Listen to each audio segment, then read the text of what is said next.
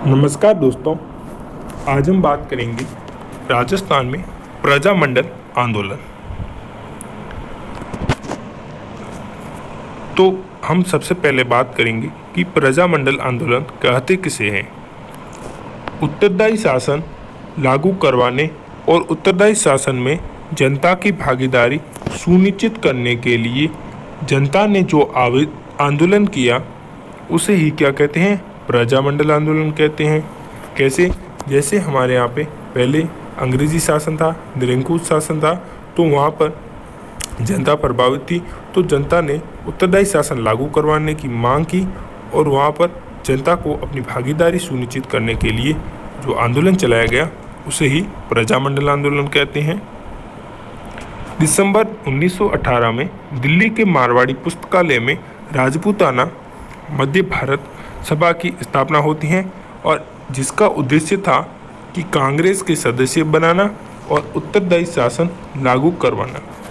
यानी कि सन 1918 में दिल्ली में मारवाड़ी पुस्तकालय है, वहाँ पर राजपूताना मध्य भारत की सभा उसकी स्थापना होती है और उनका एकमात्र उद्देश्य था कि कांग्रेस के सदस्य बनाने, यानी कि जनता को कांग्रेस का सदस्य बनाना और यहाँ पर उत्तरदायी शासन लागू करना। इसके सदस्य थे अजमेर से चांदकरण सारता थे, सीकर से जमनालाल बजाज इसका अध्यक्ष बनता है और कानपुर से थे गणेश शंकर विद्यार्थी जो इसके उपाध्यक्ष बनते हैं और बुलंदशहर यानी उत्तर प्रदेश से थे विजय सिंह पथिक जिसका मूल नाम है वो है भूप सिंह। क्या है? भूप सिंह।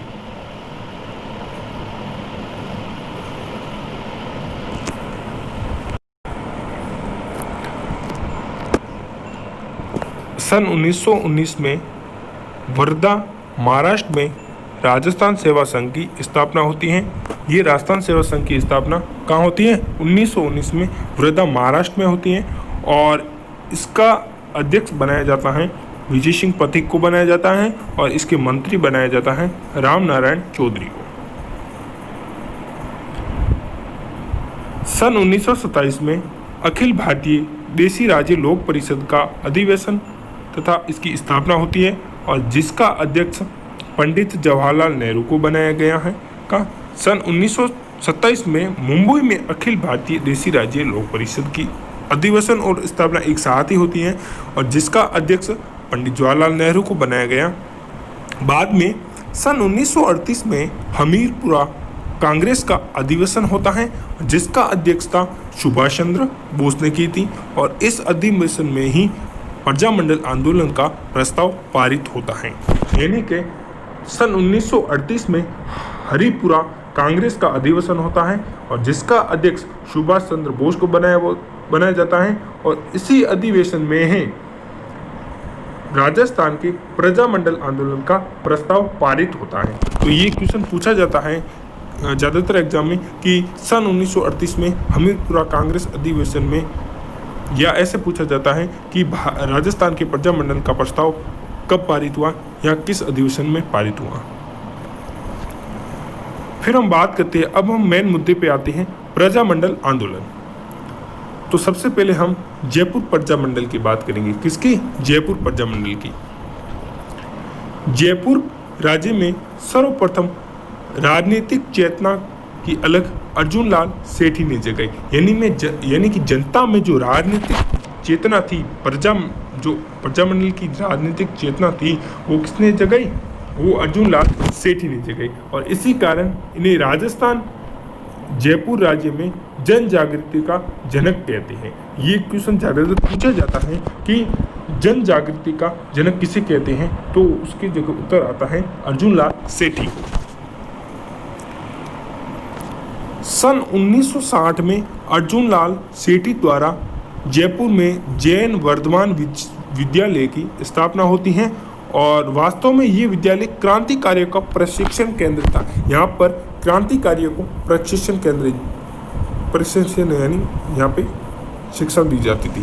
यहाँ पे जैसे कि क्रांति में जो भाग लेने वाले क्रांतिकारी थे उनको प्रशिक्षित किया जाता था। सन 1921 में जमनालाल बजाज द्वारा राय बहादुर की उपाधि का त्याग किया जाता है।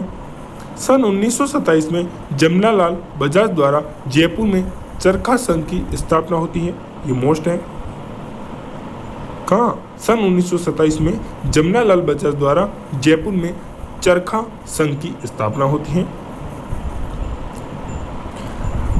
सन 1931 में कपूर चंद पाटनी के द्वारा जयपुर प्रजामंडल की स्थापना होती है।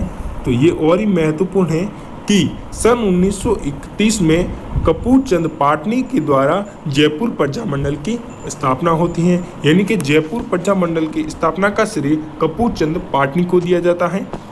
और हालांकि ये प्रजामंडल असफल रहा तथा इस प्रजामंडल का अध्यक्ष कपूर चंद पाटनी को ही बनाया गया है, यानी कि इसका अध्यक्ष था वो कपूर चंद पाटनी को ही बनाया गया।